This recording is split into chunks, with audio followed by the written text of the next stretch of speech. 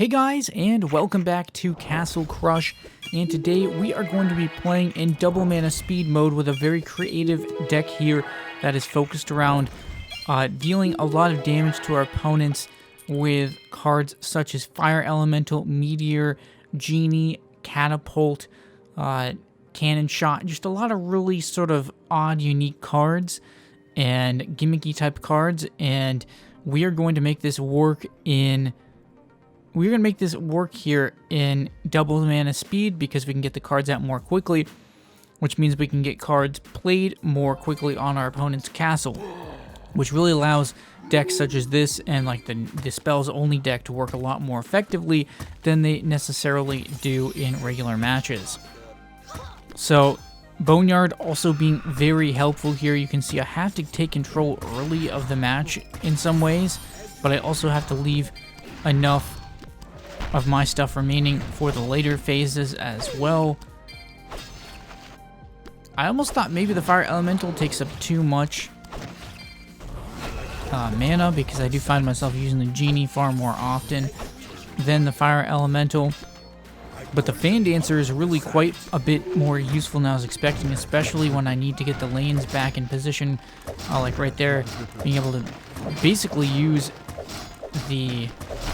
I was able to use the Enchanter to get those two catapults down, which were critical to giving me a chance, even though I ended up losing this match.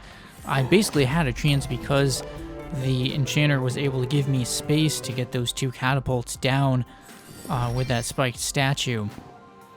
So this is another thing really double mana speed is pretty good for, is combo cards, because it allows you to sort of get the combos played a little bit faster than you normally might be able to. And you're getting cards faster too, so it's kind of like, you know, you have more opportunities to draw the cards needed for combos.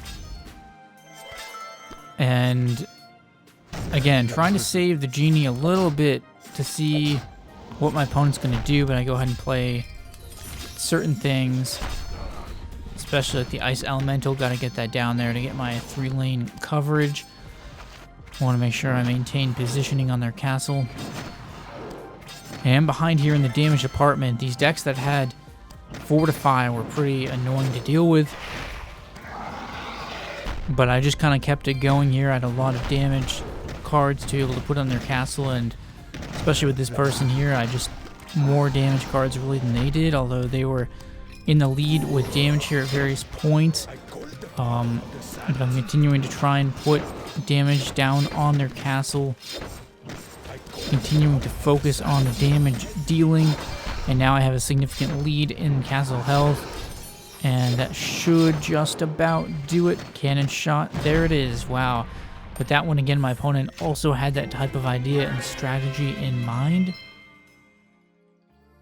So here we go, and this deck again really quite an interesting one in terms of just really trying to catch my opponent off guard a little bit, especially with, you know, just delaying them as much as possible, but also trying to get an advantage in the early stages of the match because I have Boneyard, but I also have like Spike Statue, so I'm really trying to kind of get on them early, and you'll see right here in this match, getting the Catapult out there early, getting cards out there like Ice Elemental, the Genies.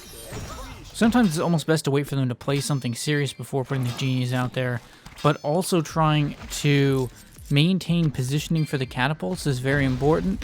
So I have to use cards like the Enchanter and Spike Statue to do that, because if I can keep my Catapults out there, I can usually stand a pretty good chance at winning the match. And right there, I think I got a little distracted there. Really needed to be focusing the damage on the castle and not using the Fire Elemental defensively, but I still managed to pull it together in the end. Boneyard, I really like it as a starting card here. However, if my opponent has like good cards, like if they have a lot of stuff out there, Boneyard is not nearly as useful. So,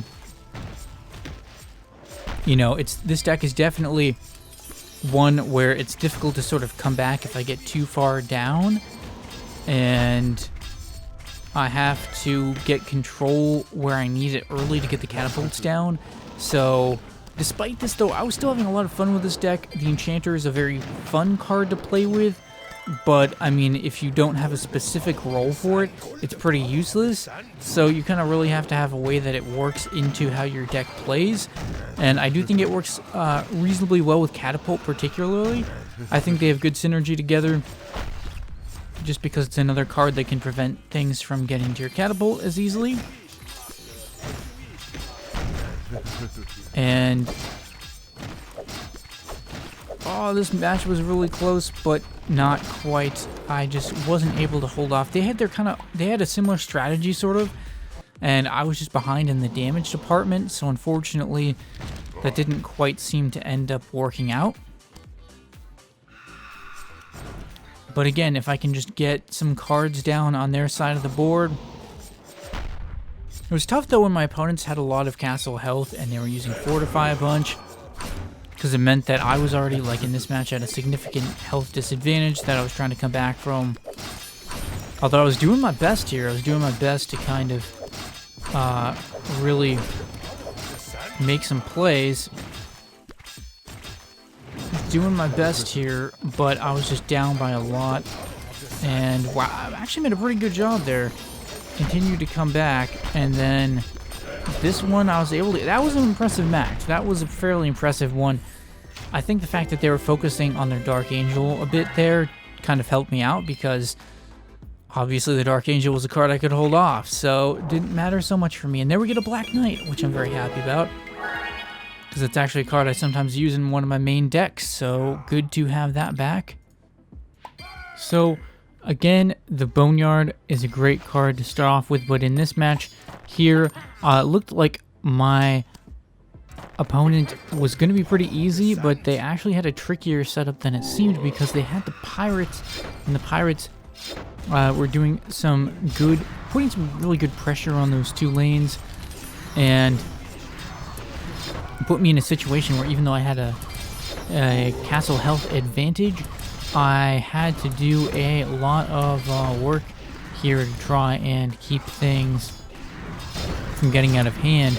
And they just had a very balanced attack, and that ended up being a problem for me. I got 2 catapults down, but it just was not quite enough here. I got very close, but they just had me slightly outdamaged with so much stuff in those top 2 lanes, and me not really having anywhere to clear it.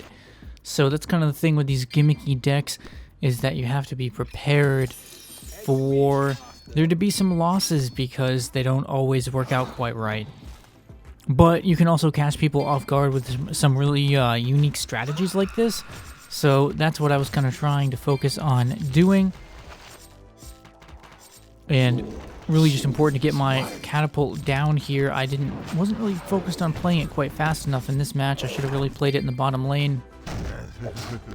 I finally do, but there's just already a little too much happening there, and they were able to get stuff on the catapult there, but still doing a pretty good job on their castle in terms of the castle health, and still keeping damage going. And I'm very close, 13 HP, and I'm able to pull it off, which was pretty nice. So definitely very happy to pick up that one. And again, I was kind of wondering sometimes if the fire elementals didn't fit into this deck, because they just took a little too long to get played versus some of the other cards. But overall, the catapult strategy, and I think I could have used a rage card with this too. I've seen that used as well. Catapult with rage and double mana is actually pretty interesting as well, especially since in the early game you can really get a lot of cards down to delay your opponent. And I think rage would have been a good addition to this deck potentially instead of the fire elementals. And I think that probably would have won me some matches too, so still found this to be a very fun deck though, quite honestly. Just had a lot of uniqueness to it. Getting to play some cards I don't otherwise necessarily play a lot, like Genie and Cannon Shot. And really had a good effect on catching some opponents off guard. There were other people using Catapult too in double mana.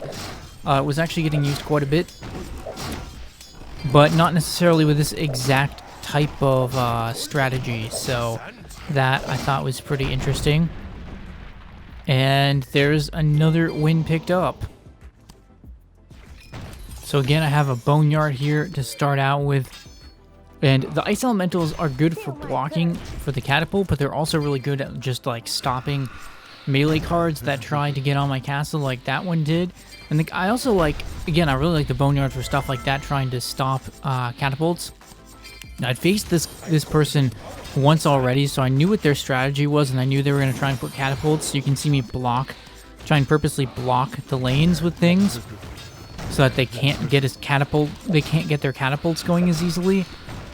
And because they had a Catapult rage strategy, a little bit similar to mine. I think their deck was actually more effective than mine, honestly. And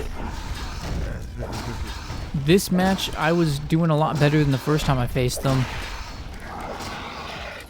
But overall, again, the Fire Elemental's not as useful as I would have liked, especially in terms of stopping Catapults. I briefly get that Catapult out of range, but again, you can see some other card than the Fire Elemental probably would have been helpful right there, and because they were just taking too long to get out. Some other card, either one gust of wind, maybe an additional gust of wind, or blizzard, maybe, or a blizzard I think might have been helpful there, but you know, still pretty interesting strategies overall, and fun to try out some more unique strategies for double mana speed. So that's going to do it for this video. So leave a like if you enjoyed. Let me know what you thought about this video in the comments, and what other types of content I should create. Maybe subscribe if you're new to my channel for more mobile games. And thanks for watching, guys, and stay tuned for more videos.